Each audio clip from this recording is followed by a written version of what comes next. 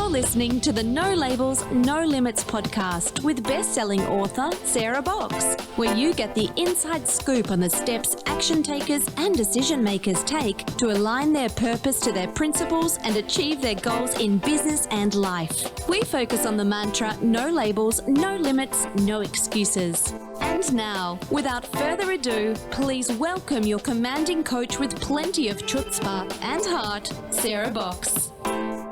There is a vitality, a life force, an energy, a quickening that is translated through you into action. And because there is only one of you in all time, this expression is unique. And if you block it, it will never exist through any other medium, and it will be lost.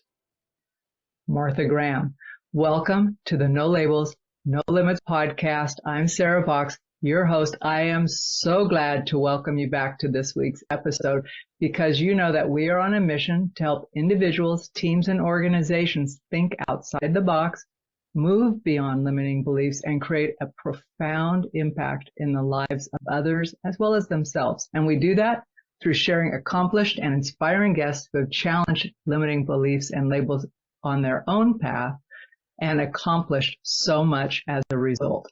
So get ready. I'm so happy to be interviewing Jole Berlage-Buccellati, an expert in trauma-informed coaching and short-term therapy with a unique blend of brain-based techniques and a background as a psychotherapist and MA in music therapy. Actually, her background is really diverse, so that explains she has a very holistic approach to her work. And her journey is a fusion of diverse disciplines ranging from biology, anthropology, music, to dance and bodywork. And her expertise has culminated in an integral short-term coaching concept that integrates these methods and really creates a trauma-informed and highly effective approach. She's the author of the impactful book, Sing From Your Core, and her methods have empowered and inspired highly sensitive, highly intelligent, and highly empathic change leaders. So that's a lot of accomplishment.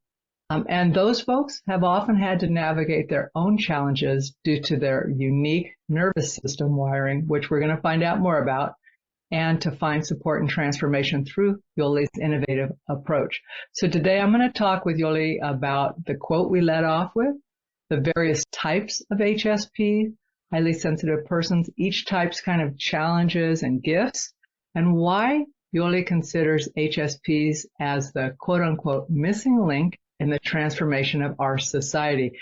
I'm super excited to talk to Jole any chance I get, and I know that you're really going to love her. So with that, let me welcome Jole to the podcast. How are you doing? I'm fine, Sarah. I'm so happy to be here with you and to continue our talk in this way. So yeah, we spent like 15 minutes just babbling before I went, oh yeah, we're supposed to do a podcast interview. So you might guess, Jole's in Berlin, right? Is that where you are right now? Well, actually, I'm in Hamburg, Germany. Okay. Almost. I've moved you into a different city, but you're still in Germany. You're ahead of me in timeline. So she's gracious enough to be doing this interview at 8:30 her time, closer to 9 now at night. So after a day of her doing impactful work in the world, Jole, I'd like to start just by asking you why that quote means so much to you. Well, being a highly sensitive person and having worked with a lot of highly sensitive people, being fully alive, being fully who we are is one of the biggest challenges. And Martha Graham, having been a dancer, Martha Graham was very important to me. This vitality, this life force she's talking about is really what needs to be rediscovered, rekindled, and empowered in a lot of highly sensitive people and a lot of high potential people. Because so many of us have been told that there's something wrong with us, that, we cannot function correctly, that we're the odd ones out. And that does something, to our self-esteem. And Martha Graham is really, in that quote, is inviting us, hey guys, you're needed. Yeah, your gift is needed, and show up. And that's why I like that quote so much. It's a very inviting and liberating quote. But also, it isn't like a just think about it quote. It's like, get going. We need you. You know, like, It's the answer. Get going. yeah, Move. we need you. We need your art Move. and your grace and your contribution. Yeah, and your expression. We need your expression. Yeah, we need you to not show up intellectually, but show up with your love, with who you are fully. I think, and I don't want to make too many generalizations, but sometimes I do though. But when I'm going to broadly say artists and creatives, which I know not everyone in that group is highly sensitive, but for me, the value of people who are highly creative is they can communicate without words oftentimes in ways that your soul just goes, that's it. That's exactly what I'm trying to express, only I didn't have that means, right? So it's almost like it unlocks the door to other parts of ourselves. Yeah, it deeply does. It deeply does. And that's why, if you take creativity out of the system, like, for example, in the German school system, they've almost eradicated it. You have 1 hour of arts class or 1 hour of music a week. And we know from neuroscience that is the biggest mistake you can actually make in educating people, is to take art and creativity out of the equation. What happens when we do that? I mean, there's been that here in the States too, Jole. I mean, really, there used to be a lot more in the schools than there is. And so, but what happens as a result of that? Because you talked about the science around that. Well, it's like part of finding solutions, solving problems, being in the world, engaging, communicating with others, with life, gets taken out of the equation. So there's this wonderful book that's called The Master and His Emissary by Ian McGilchrist, and he talks about, it's a huge, thick book, and I love it. And it talks about the left and the right brain, and it's really about saying that our linear analytical brain that forms categories and that thinks that it understands everything is really the servant. And the master is, broadly speaking, the right hemisphere, the right brain. It's not that simple, but for the moment, let's just say it that way. And who's deeply connected to our creativity, to our bodies, to communication. And that is what art fosters in schools. Yeah. It fosters teamwork a lot of times. It fosters seeing and sensing and feeling. The word feeling, it's almost a dirty word sometimes. The world around us and ourselves. So you can imagine what damage happens to human beings if they are not allowed or trained to go there. To go to all those parts of themselves. To go to those parts of themselves, yeah. And for highly sensitive people, it's the worst thing that could possibly happen, because that's the way they deeply function.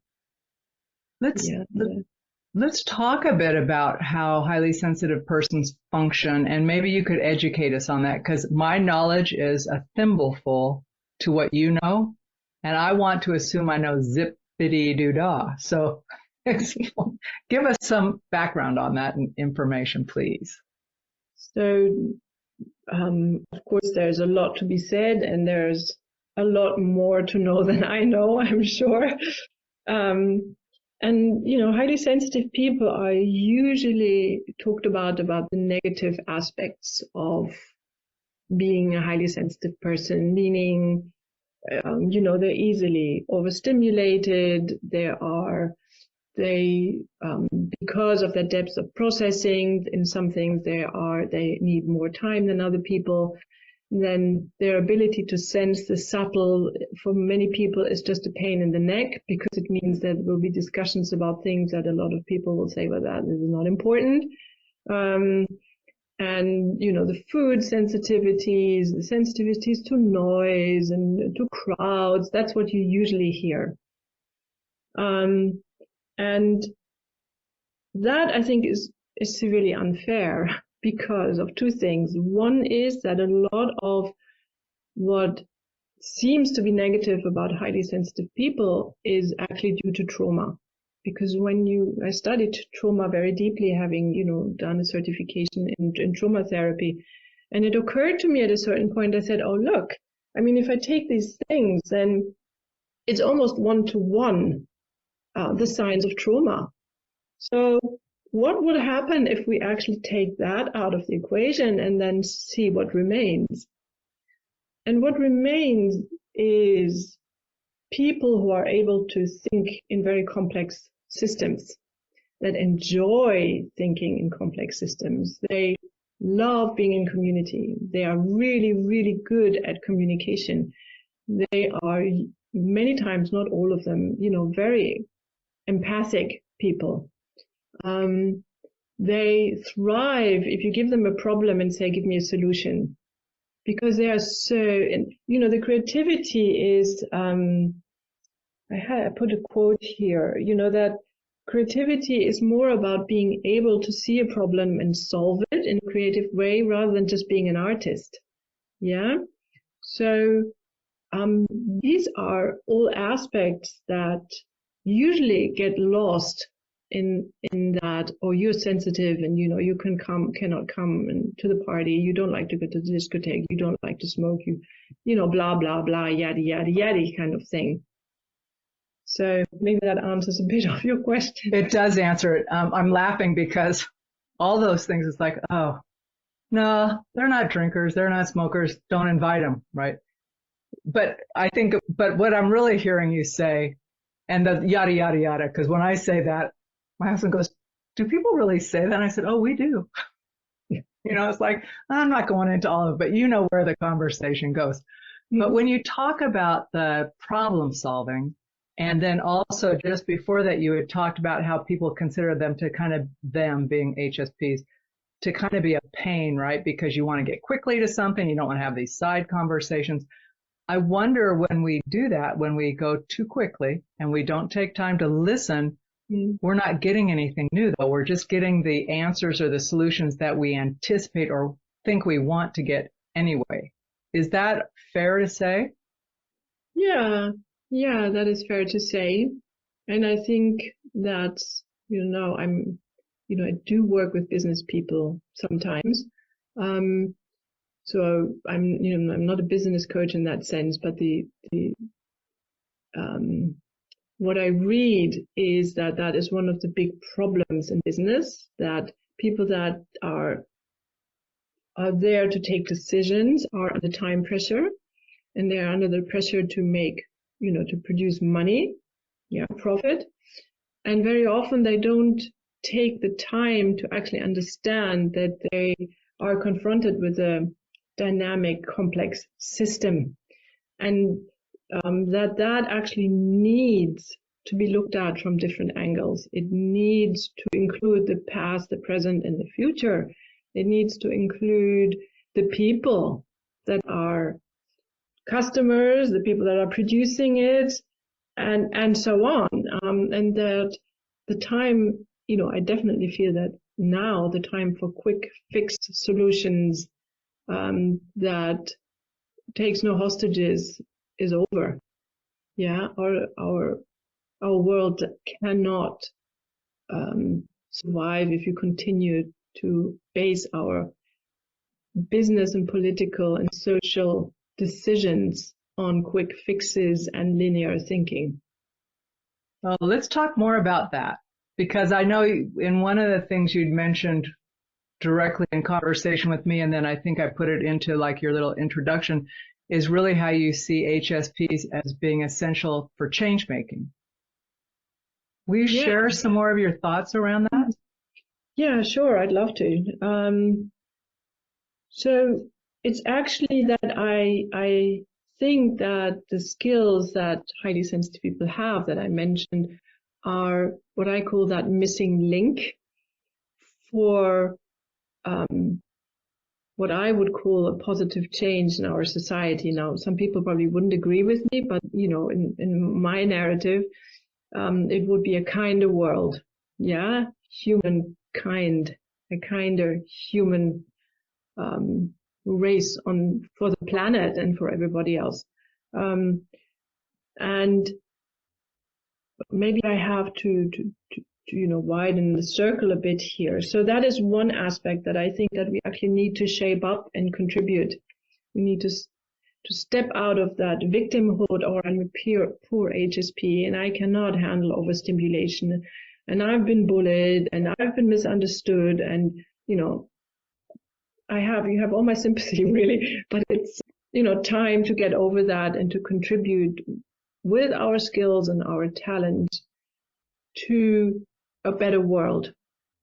So that sounds very idealistic, but I honestly think that that's the challenge. That's what's being asked of highly sensitive people. So if you think highly sensitive people are always roughly 20% of the population, more or less the same amount of males and females, and it seems, at least that's what I've read in the research, that in history that's been a pretty stable percentage. And in other cultures, highly sensitive people are the shamans, they are the wise people, they are the ones that are being listened to because they have these capacities. Why aren't we as a society? And then to answer the second part of what you said, that I think there is a significant group of highly sensitive people that, what's the English word, that who are change makers, who define as people who don't just want to contribute to change or support others, but that actually have a mission, that see that they have a specific way of looking at something and a specific solution and trajectory that they want to bring to this world. And those are the ones that I feel most passionate about, to support and help them to overcome all the doubts, because, intelligent people and people that are able to think in complex ways, they come up with problems other people would not even dream of. I cannot, but this is difficult, but, this is so complex. How could I possibly, and that keeps that group of people from moving, as we talked, bringing Martha Graham's idea of their own vitality, their own spark, their own energy. You mean because of the overwhelm of how large the problem is, or how complex? Many times it's that, or it's, having been bullied or not having been, taught to know their value, because they seem to not be able to find community. That's a huge problem. And many of the ideas that highly sensitive people want to bring to this world require a group. They require community and collaboration. And I feel sometimes we are just at the brink of where our society is actually understanding that. But if you go back in time in our society, a lot of highly sensitive people were loners. They couldn't find their tribe, and their energy got lost in one way or another. Hey there, everybody. I want to take just a minute out of this episode of the No Labels, No Limits podcast to tell you that we are officially opening the Sandbox membership in September. So if you're not already on our mailing list, please click the link below to either sign up for the membership or get on the waiting list for the membership. And if you click the link, you'll find more information about what's included, what our plans are, and better yet, you'll be on early enough to help decide what is most important to you to experience in the first 3 to 6 months of the membership. So don't wait. Click the link below and join us in the Sandbox, where fun happens. We get to do a little R&R, little learning, support one another, and really grow and expand in ourselves, in our lives, and impact the world in a profound way. So come on over, join us. So let's talk about the spectrum. Because if someone's listening to this and they're saying, you know, like you've described maybe how people might show up and they say, well, sometimes like I'm sensitive to noise or this situation and that situation. Does that by default make me highly sensitive, or is there a spectrum? How might I know that it's like maybe it's a situation that I'm not able to deal with or whatever? So help us out. What is a spectrum and how might someone know whether they're highly sensitive or where they are along that? Yeah, okay, sure. First of all, though, we have to define something else, or separate something. So, you know, as I said before, a lot of the characteristics that occur as a problem are very similar or the same that people that carry a lot of trauma have. So when I have a client in front of me, at the beginning, I actually try and determine, is there trauma? And if yes, how much? Because sometimes trauma mimics high sensitivity. Yeah. Or, you know, some people are highly sensitive, but if we want to express it that way, 30%. Yeah. And if they carry trauma, they might come across as somebody who carries 80% of the characteristics of a highly sensitive person. Because of the trauma overlay? Exactly. Okay. Yeah.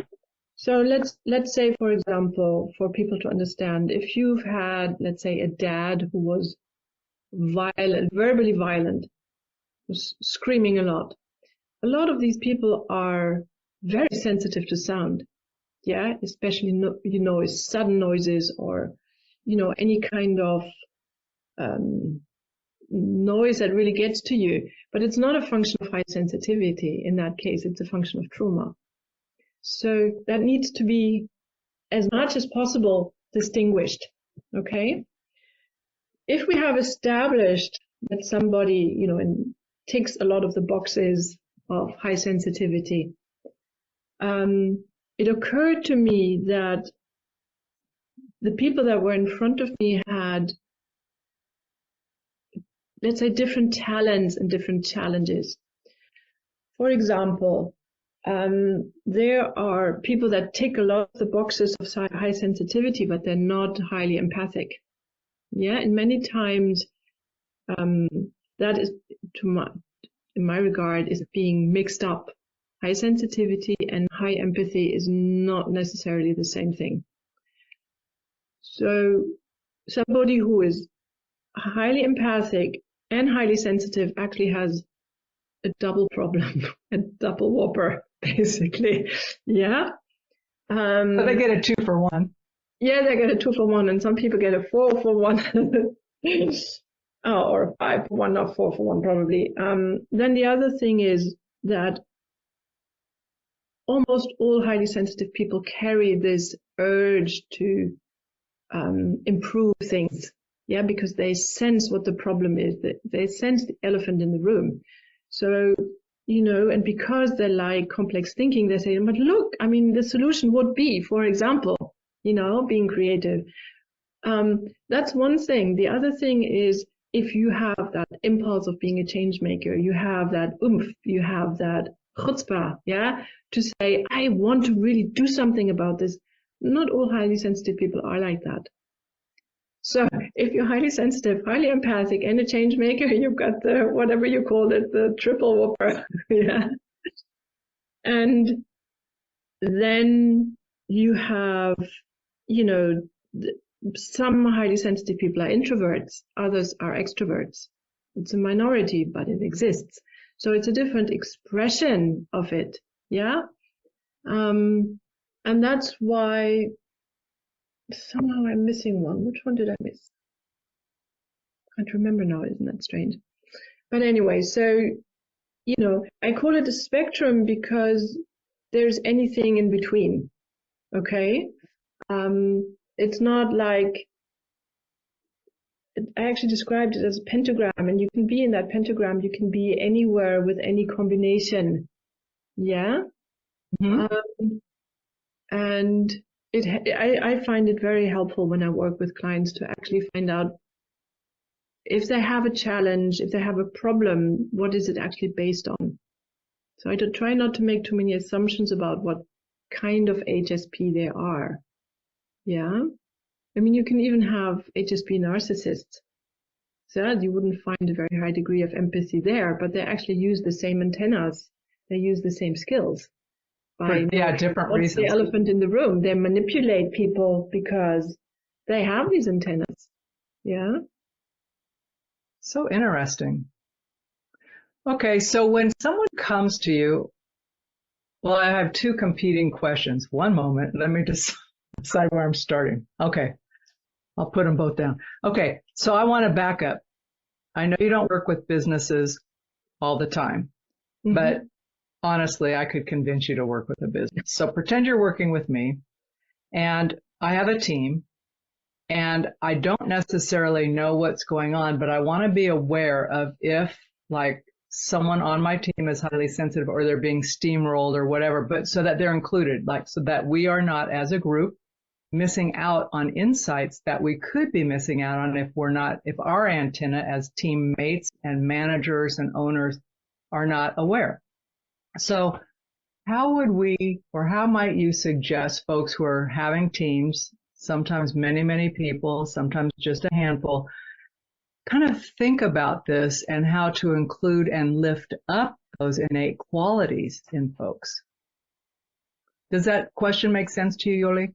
Yeah, it makes sense to me. How am I going to start? So one thing is to actually look out for the people that are quiet. Look out for the people that are watching other people, in the sense of you can actually see that they listen to what's being said. Listen to their answers. If they get a chance to answer, if you have a room full of people that shout me first, it's very difficult for highly sensitive people to raise their voices, because what they're going to say is not going to be a quick fix. Yeah. So listen out for people that will say, well, the situation is like this and like this and like that, and a possible solution would be, something like that, for example. Watch out for people that are actually interested in real teamwork and not just putting themselves first. The way the picture that came to me when you asked me that question, being a musician, I saw a score in front of me, a score of a big piece of music, where you have several instruments. And if you, let's say, you have a symphony, sometimes it's one instrument that plays the melody, and then another instrument picks it up, and then another instrument does something completely different. But you have that complex structure of harmony. And many times I find in these meetings, you possibly have a piano and a singer, and everybody falls off the chair, other than realizing that you actually have if you have a larger team, a complex score in front of you, and that if you disempower and disallow certain colors and voices, you will never get the full picture, and you will never get the beauty of the whole score. Maybe that's the best way I can put it. That is such a great metaphor. Such a great metaphor, because if you're listening to a full symphony and all of a sudden the horns are gone, you notice there's a gap. But if the horns never come in, you don't know there's a gap, and you could think by the end of the symphony, like, well, that was pretty good, but not as full as it might have been, right? Our solution was okay, but not quite right. So I think we can notice things when they're missing, but if they're never allowed to show up, how do we notice when they're gone? Well, you notice it really by the end result, in the way as you suggested. And let's say you have what you usually have in a choir, 4 voices, and it's if one voice is missing, the piece doesn't work. It will have some sort of result. It will maybe please some people, but it will not, somehow you would say, well, where's the soprano? Or, in the picture, maybe the soprano, we are always divas, right? So, but if you... Hey, I was never a soprano. I was lower. So yeah, never but a diva. See, if the second voice, the second soprano alto is missing, so many times the beauty of the music actually comes from the alto. The complexity, the warmth, the contrapunct, I forgot how you call that in English, comes from the tension between the soprano and the alto. Yeah. And if you don't have the bass that gives that, orientation and harmony, yeah. If you take that out, okay, and that's what to my knowledge happens in a lot of those meetings. You have a male or a female soprano going, and everybody else is supposed to shut up. Go along with it. Yeah, or go along with it. And it's boring. Well, it's boring, but often you come out. Those are the meetings when I've personally been in them, then I'm thinking we could have gone without this meeting. Nothing's changed. We've just talked about the same things again, come out with the same, okay, we're going to keep going. It's like, what was the point?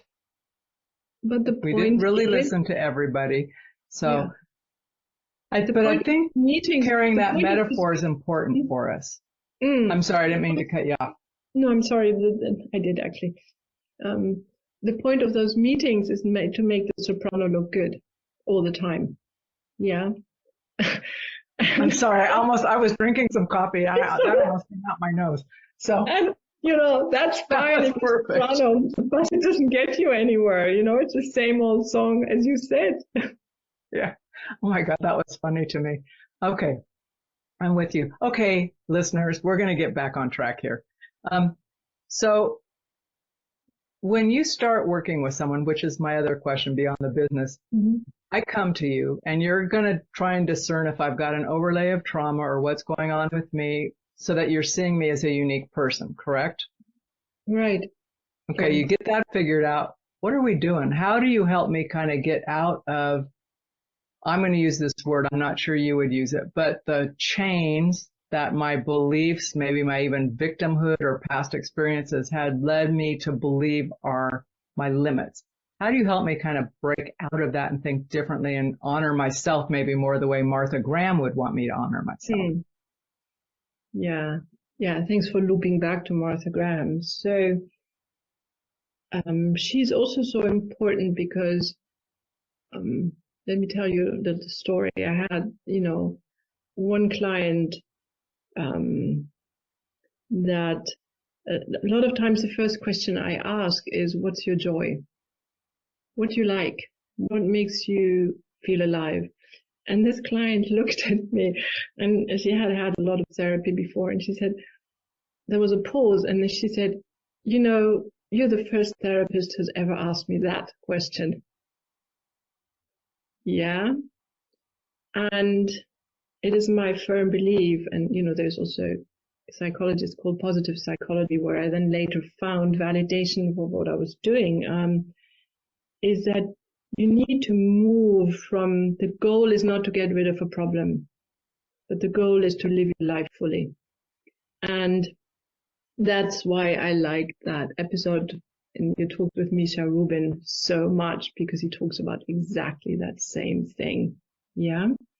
And so that is the base from where I start, and I always keep returning to that question, where are we with that? And is that still, where your joy would be? So that's the very first step, that we move from limitation to opportunity and not fixing problems. Do you find people have trouble? I mean, if you were to ask me that out of the blue, it would be hard for me to answer that question, especially if I wasn't anticipating it. It'd be like, what? To your clients thing, it's like you're the first person to have them. It's like, what? So do people tend to know right off the bat what their joy is and just maybe have been suppressing it, or? Sometimes it takes a moment, but most people know in their heart. Okay. They're just waiting for the permission to say it. And then you get, yes, but. Yes, but. And the buts are the limiting beliefs, is the trauma, is what then needs to be worked through. But if the goal is to fix a problem, you will fix problems until you die, because there are always problems. And the human brain actually works. I mean, there's science on this, that if you have a motivation, you will do all kinds of things to reach that goal. But if your motivation is to fix something that's wrong, you're not motivated. And there are many things in the therapeutic or the coaching process you just won't do because you don't feel like it. Whereas if you have that, that's the life. That's who I am. That's my spark, or I'm going to discover what my spark is. You're engaged. Even if you're scared, even, if you're bitter, even if you're disappointed, even if people told you that you are this, that, and the other, you will say, yeah, I want to heal. I want to know who I am. And then once we've established that base, I, for example, look at what's the HSP blueprint. Yeah, what type of person are you, or you believe that you are, because that sometimes changes. And then we use that as a platform to say, okay, so if you are, for example, highly sensitive, meaning you have depth of processing, you react to overstimulation, you are emotionally very reactive, much more than other people. Like, for example, I watch a movie and I sit there and I cry and my husband will look at me, what's the problem? Yeah, it's just the way I am. And then the last one is, sensing subtle things. If you have all these 4 elements, but you're also highly empathic, a lot of times you will actually need to teach you not to always be in other people's space, not to be so people-pleasing, not to put other people's emotions first, because that's what highly empathic people do. Yeah, they say, oh, poor you, okay, I'll help you, and then I won't have time for my own things, never mind. And if you're highly sensitive, you actually feel what the other person needs, and then you take it on as your own baggage. So that needs to be looked at. Is that how you're going to, have emotional, mental, and energetic hygiene when you're around other people, and so on. So is that part of it's, I just can't help when you talk, I see images of things and when you were talking about the energy or being highly empathic and being around people, especially if you can sense what they need, do you help people identify? I'm sorry, I'm just going into my own lingo right now, which is not yours. But I sometimes think that folks who identify, so say you're the empathic person, someone else you're picking up on, right? They know that, right? So they're what I would call like an emotional vampire. They're going to use you to deal with them so they don't have to deal with themselves. So do you help people? That is the plight of a lot of highly sensitive people. They get into a codependency with narcissists. So it's exactly what you described. Yeah. Okay. Thank you for the real language, not the psychic vampire. But yes, I mean, I can see it. It's easy to see that and you're thinking, ooh, that is a dangerous dance that's happening there. Yeah, it's a very dangerous dance, and it comes out of not knowing your value. Yeah. And maybe you could address that too briefly, that, because you mentioned that integral approach that I developed, that I believe that there are actually 4 levels that need to be addressed in varying degrees for each individual. Or actually, I think I talked to a friend about this, a business friend, that would be an interesting idea to actually also do with teams. So these 4 levels are the body, the physical level. So how does the body react? What kind of memories does the body have? What joy does the body actually have and want? Yeah. Then there's the mind. What are my beliefs? What are my toxic beliefs? What are beliefs that actually are a resource? Yeah. What kind of beliefs did I take from my family or society that keep me from showing my light. Yeah. For example, I'm a woman, so I can't do blah, blah, blah. Yeah. The next one is the emotional level, which is your feelings. Like if you carry a lot of anger or you think, and you don't know how many people, especially women, that are not able to express anger. Yeah. If you cannot feel and express anger, you have a problem. So sometimes I sit in front of me and say, oh, but I can't put all that anger in front of you, just spill it in the room. And I said, look, I've done karate for many years. You believe there were huge blokes standing in front of me, punching in my face. I can deal with your aggression, no sweat. I can deal with that. So, and the last level is actually the one you mentioned, and that is the energetic level, which for highly sensitive people is very, very important, because if you don't accept or in some ways use that concept of energy, then you cannot understand how you can pick up so many subtle things, how you could pick up other people's energies. Yeah. You don't need to be woo-woo. Yeah. There's enough science to say that we are electromagnetic beings and that there is some sort of energy exchange. And highly sensitive people need to learn energy hygiene. They need to understand how that works if they want. I don't like to say set boundaries, because set boundaries, again, coming from martial arts, is like I'm pushing away and keeping away. It costs a lot of energy. I'm more about coming back to core, coming back to yourself. And from that space, a lot of energy vampires just won't bother. Yeah. Yeah, that's so interesting, because I've noticed over the years, the more connected for myself that I'm in, and I don't know where I would be on your, in your pentagram of where I would show up on things. I'd be interested in doing a separate conversation with you on that. I have some thoughts, ideas, but I know over the years, people say those people never come up to you. And I says, yeah, I don't know. I just put out a vibe like, I don't want that energy near me. Like it's not a resistance. It's just like, it doesn't belong here. Yeah, it doesn't belong here. And it's, how can I say, there's exercises I do with people to return to core, to actually know what does it actually feel like if I'm in my body with myself, yeah, rather than being out there constantly scanning other people in order to be safe or in order to sort of know what's going on. So, and in the moment that I return that energy to myself, that I feel myself in my body, I don't need to push other people away or tell them to stay away. They feel that.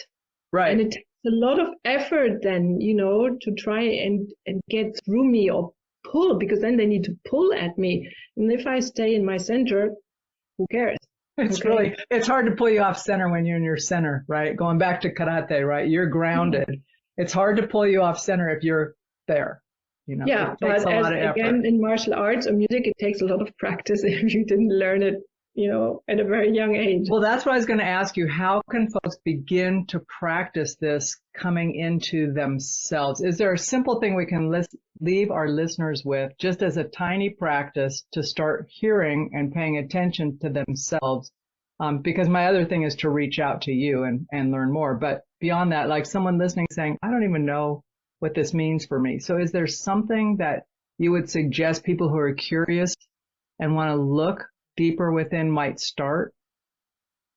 Yeah, there is one simple thing we could, this is part of basically an exercise I do at the very beginning. And that is just try for a moment, because you're now deeply engaged, with me. So your energy is a lot in my field. See if you can actually, you've got your feet on the floor. I will now. Now they are. To bring them up as well. So put them on the floor and just slightly press your feet into the floor. And then see that when you do that, you can actually feel your sit bones on the chair. Can you? I can. And whenever ever so slightly pull up from your navel, pull up and down at the same time. Just elongate your body without pulling it up. Okay. Okay. And from that space, actually look at me and still feel your feet in your sits bones. Okay. Yeah. Now let go of that and put your awareness, yeah, exactly. Put your awareness back just to me, what kind of glasses I have, my earrings and blah, blah, blah. Yeah. Can you still feel your feet? Absolutely. Good. That most people will say no. Yeah, they completely go out of the body. They are just somewhere else. So a very easy exercise, let's say you're with a person that is really, what's the English word, pulling your energy or giving you problems. Yeah, it's getting too close, it's overwhelming, overreaching. Feel your feet on the ground. Elongate your body. If you're sitting down, feel your sits bones. And you will immediately be more empowered. Oh yeah, it feels totally different.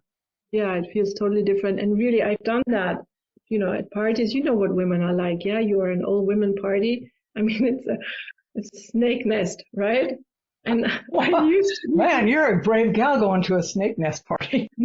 Well, anyway, a lot of times it's a snake's nest. So yeah. And I used to get, be so tired and so all over the place and so overwhelmed. And then I actually, when I learned this, I tried this and it was so much fun because it was just like, it was a completely different conversation. Yeah, people reacted completely different to me. And it was just this very small thing. I returned to self simply by using that body cue of feeling the floor and elongating and taking a deep breath. So, folks that are listening, try it out. It's a very simple thing, but it can really start a different way of being in the world as a highly sensitive person. Well, and I would add to that, if someone wants to be playful with it, the next time you're in a meeting and you're feeling like your voice is not heard, just practice it, because my bet would be whoever's facilitating the meeting is going to feel an energy shift in you and they will come and look at you because that's just what happens. All of a sudden your energy is fully present and you're not projected out into other people. And here it's like, Sarah, do you have something you'd like to add? Well, as a matter of fact, I do. That's a very good way of putting it, Sarah. You just put it really, really well, that then you are present, yeah, and available. And the really important thing is, and again, that comes also from dance, is slightly press your feet into the ground, because that's like saying hello to the ground. I'm here. I am here. This is me and I'm here. So it's not just about feeling your feet on the ground. It's actually exerting a little bit of energy, like soft energy into the ground. Yeah. No, I like that description. Supported then. You feel supported as well. Exactly. Well, the energy is going to be connected to the earth, right? Yeah, exactly. I didn't want to go up, but I'm thinking, yeah, that happens which is one of the reasons why when you're like having a freak out moment, again, not therapeutic language, but oftentimes people say go out. If there's grass near you, take your shoes off and feel the grass, stand up, like just feel your body, like that connection, like you're saying, the push down, breathing. So, but you're right, that's so simple and we can all do it. It's very simple. It's not simple and easy for people who have trauma. So I have to give that caveat. A lot of people that have trauma, me included a long time ago, they will say, yeah, but I went to that patch of grass and it was nice, but it didn't change anything because we're so uncomfortable in our bodies. But in the moment that you actually slightly push into the ground and you establish that motivation or will or desire to connect, it starts to talk to your body rather than having that body that says, I'm going to pull away because I'll be overwhelmed. I can't handle any more input. And then you said, though, that one of the things is when we start getting that motivation, we will go towards what we want versus being pushed by some external thing saying you should do blah, blah, blah. It's like we're not doing it, right? Versus going, I want more of this. Exactly. And we're motivated to go in that direction. Exactly. Yeah. Yeah. I want more connection with my body. I want to feel my body as something else than a pain or stress or a problem for myself or others. That's a trajectory, not fixing your problem. Yeah, it's falling So in love hopeful with too. yeah, yeah. Fall in love with your body and your talents and your abilities. That's what it is about. Well, when you are told or people say we have to fix you, there's something inherently wrong with you, I'm thinking, says who? Says Good who? on you. Yeah, says who? Who says who? Who made you king or queen of the universe, So, Yeah. whatever. The answer I give these days is that so? Is that, oh, I like it. Is that so? It's a little less aggressive than when I say says who. Or, really, you're not the boss of me. That's what I'm really feeling like a little kid. You're not the boss of me. Says who? But Jole, you mentioned Misha a little bit earlier. So let's come back and share with our listeners, and folks who've been listening for a while will recognize this, but this is a part of the interview. I get so excited I just forget to enunciate. Where I ask our guest, Jole in this case, to share something she learned from a previous guest and what stood out to her about that. It's our pay it forward and give props to other people who are out there sharing their own light in the world. Yeah, I mean, there would be so much to say about that podcast. I mean, I don't think we have enough time. But I think the one thing that he said that, apart from me saying, oh man, this is so close to my approach, and I'm so happy to hear that somebody's taking that into the business world and that he's talking about joy and truth and his approach to art and science. So actually, no, there are two things that I might want to mention. And one is when he mentioned the quiet voice inside, that point when he was in that meeting and he tried to silence that silent voice and what then he calls that moment of truth, and he couldn't. And I think that we as highly sensitive people have so much of that quiet voice inside of us, and we keep stuffing it down because we are told that it's woo-woo, crazy, or not important. But man, that is more important than you could ever imagine. Listening to that quiet voice and those moments of truth that you actually feel, and then to base decisions on that heartfelt, quiet voice. So that was one. And the other thing was that, and I quote, every art has science in it. You need to understand the art. You need to understand art to extract the science. And I just love that because, being a scientist and an artist, I just thought, yeah, he's completely right. And the way he acknowledged that as a fact, he didn't discuss it. He just said, yeah, that's the way it is. And I was like, yeah, I should have had those guts a long time ago. Put it plainly. So, well, he got his guts when he was in the middle of that meeting and listened to his voice, right? So we all get there in our own time. But that's such a great reminder. He was a great guest, and I love that you pulled those two pieces out from him. So, and folks, if you don't know, she's speaking about Misha Rubin, and he's a fairly recent. Yeah. You remember the episode? Yeah, it's called Thrive at Work with Misha Rubin. Okay. So check that out in our podcast list. It was a fun interview, and I really enjoyed Misha as well. So Jole, I have two requests for you. I would love to have you come back as a guest again, and we'll dive in. But for folks who don't know, and I'm not sure the sequence in which we are going to air this episode, but I actually want to do a three-way conversation with Jole and another guest who we haven't released, Tamara Rosier. And I think that would be a dynamic and super interesting conversation because you share similar things, but divergent things. And especially the way I'm thinking, there are some similarities that I think would be super fun for you guys to get to talk about and bring in. So I'll circle back with you on that. And I know that I will get to work with you in the professional realm on some other topics that I'm super excited about that as well. I guess I'm just excited about stuff in general. So Yeah, it's not the joy of life. I mean, having these conversations and sharing and learning. I think creativity has so much to do with learning. And when I talk to you, I learn a lot. I'm really looking forward to that session that you mentioned about, talking 3 people. yeah, well, we'll do it. I'll reach out to Tamara and let her know it's cooking in our minds and see if she's up for it. But now that I think about it, when you said I could answer that question for Joy, because being able to interview people has been my great joy. And ever since I was a kid, I would talk all the time, and I would go up to strangers and talk. So perhaps that is my joy. See, it wasn't that hard, was it? Evidently not. So this would be the one thing I wouldn't give up. And we talk about it on a business basis. Do you want to keep doing the podcast? Heck yeah. It's so fun to meet all these great people. Yeah. Let's do it.